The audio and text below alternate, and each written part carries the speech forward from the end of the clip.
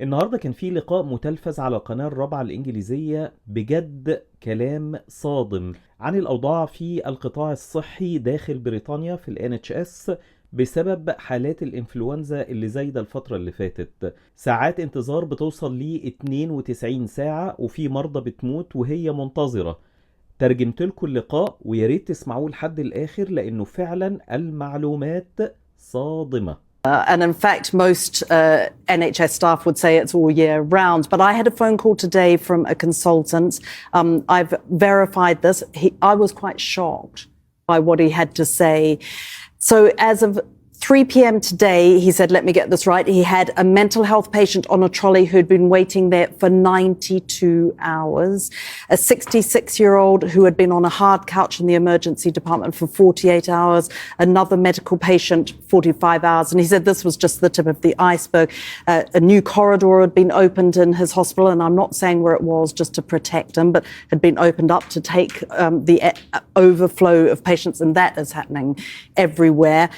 But there are consequences of pressures like this. He told me that in the past month, a patient took their own life in his department, while another patient died in the corridor.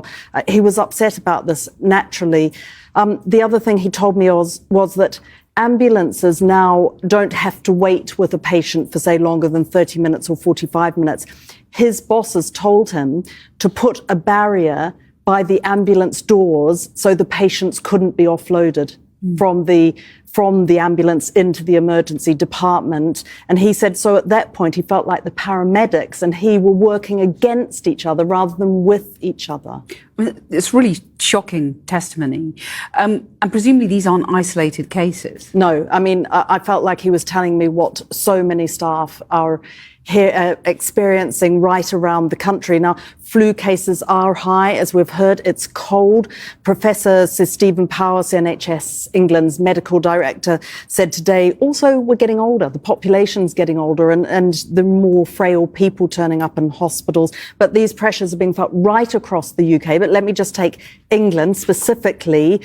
We were told this morning that there were about 20 trusts who've declared critical incidents, and you can see it's been similar over the past few days. Now, these incidents can last for just an hour or longer, but what it means is they don't want people coming into an A&E. They need more staff.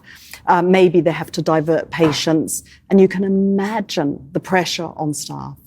We're getting used to the story.